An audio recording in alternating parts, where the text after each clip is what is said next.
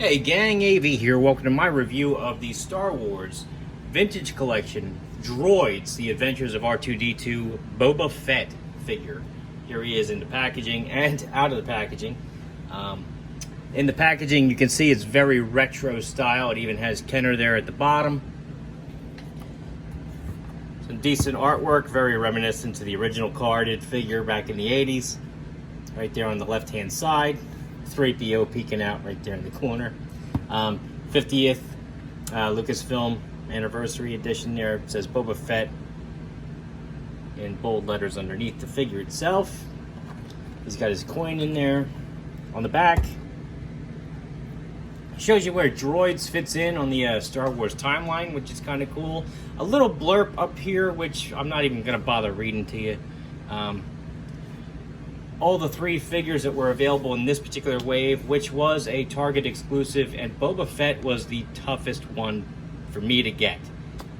He seemed to sell out instantly all the time, and I managed to just last week check again online, and there he was. So I finally have him to review here, which is nice. We're going to start off with his coin, which really does bring back memories. There we go.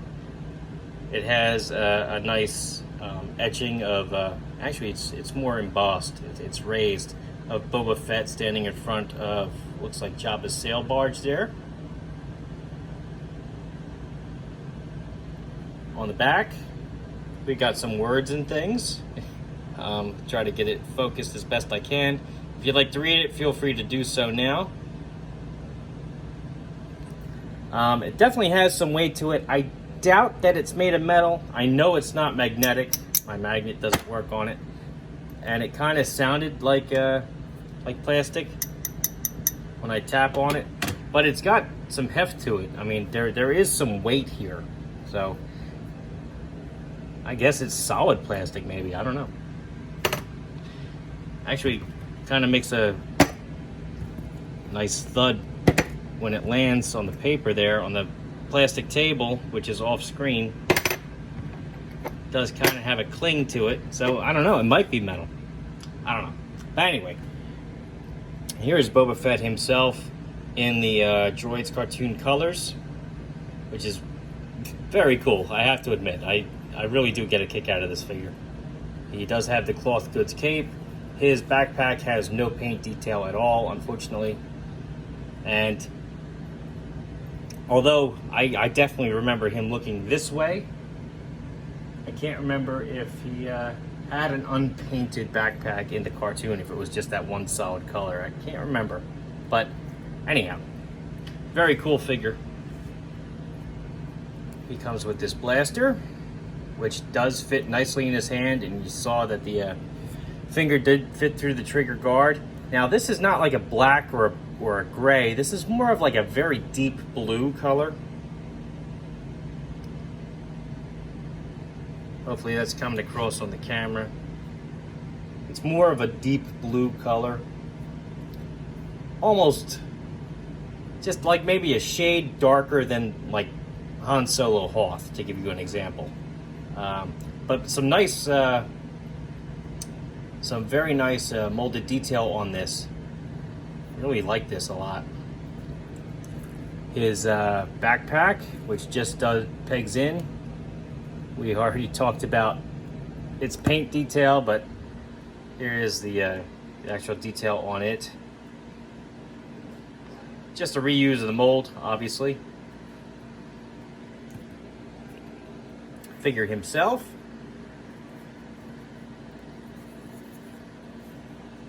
Is the, I forget which version of Boba Fett this is. I know it's not the Return of the Jedi version that we've gotten, because the belt's different, you know, but I don't believe the articulation is the same on this one either. I'd have to go back and check, take them out of storage, but it is a decent figure. I do miss the little flourishes on his costume though in this particular version, but you know, it is what it is. He does look really cool. It does look the part. His bandolier apparently is pegged in at the top, but it's very loose on mine. Not like it's gonna fall off, but it's not, how do I put this? I mean, it's like pegged into the top of his armor. So it does like kind of move around naturally, which is kind of cool. So it's not a drawback. I'm not trying to say that. Anyhow, before I continue to stutter on, I just got done work. I'm trying to get this done so I can have my dinner. Forgive me. Anyway, his head is on a barbell joint, which enables for a great range of motion. His head will do a full 360. Can point up about that far, down like that. He does get the tilt out of there. His rangefinder does not fold down, unfortunately. It would have been nice if it did. The cape, which is obviously not part of the articulation, but does have a little bit of color variation there. It has the stripe on it.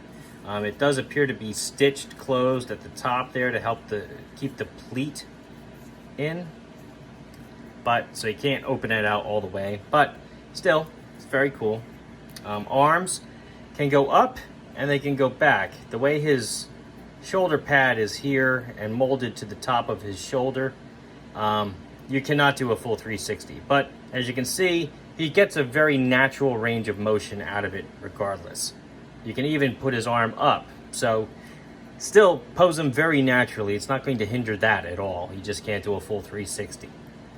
Elbows can do a full over 90-degree bend, as you can see, as well as flatten out.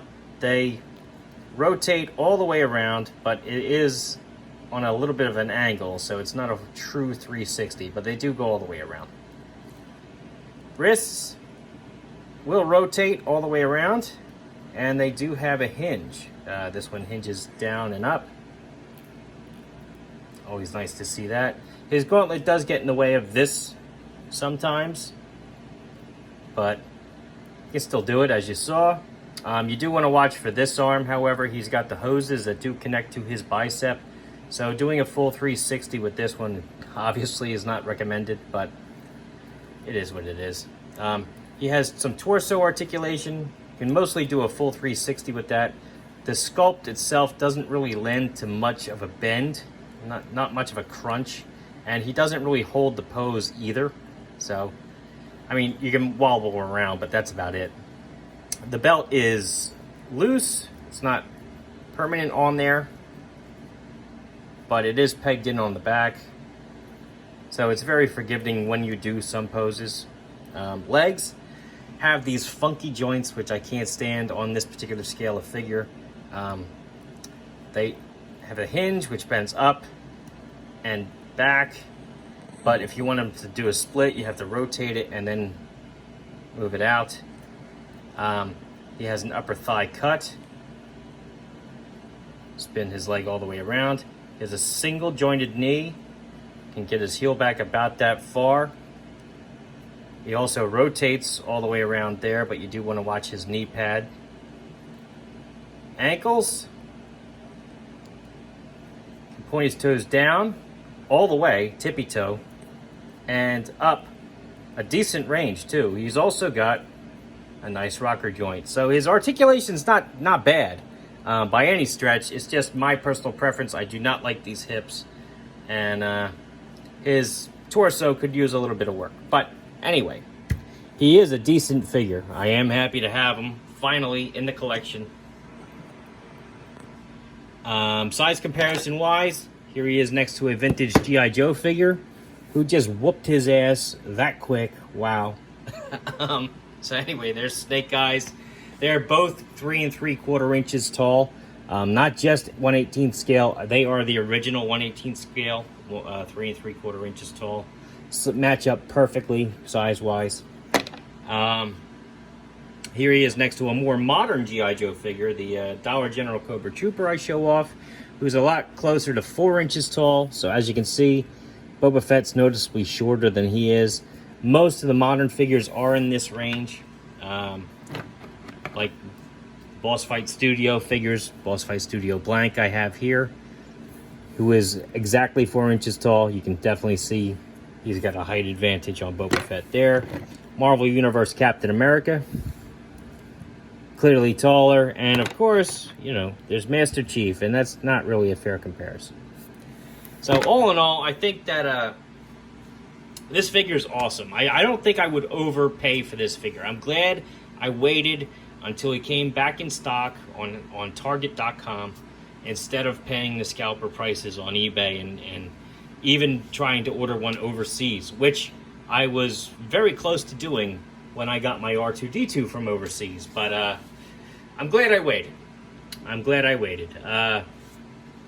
Because I don't think I would have paid scalper prices for this figure. He's very cool to have. Don't get me wrong. I enjoy having him. He's going to look great on my Boba Fett / Mandalorian section of my shelf. And seeing the packaging especially really does bring back memories of me going into KB Toy Store in the discounted area and seeing all the Power of the Force and Droid and Ewok figures, 2 for $5. Oh my God. If I knew then what I know now, I probably wouldn't have to make these videos anymore. But anyway, that was a great time to be a kid, I'll tell you that. So anyway, this has been AV. This has been my review of the Star Wars Vintage Collection Droids Boba Fett figure, which was a Target exclusive. If you like this video, check out my channel where you'll see a whole bunch of other 1/18th and even sometimes 1/12 content. I even do comic book videos. A lot of stuff there for you to peruse and see what interests you. If you like what you see there, then please like, share, comment, subscribe, all that jazz. I would definitely appreciate any interaction you'd like to contribute. I'm enjoying all the community that I've made so far, I built so far on my channel, and the conversations we've had in the comment section and whatnot. I would really like that to continue. So, without further ado, this has been AV. Take care.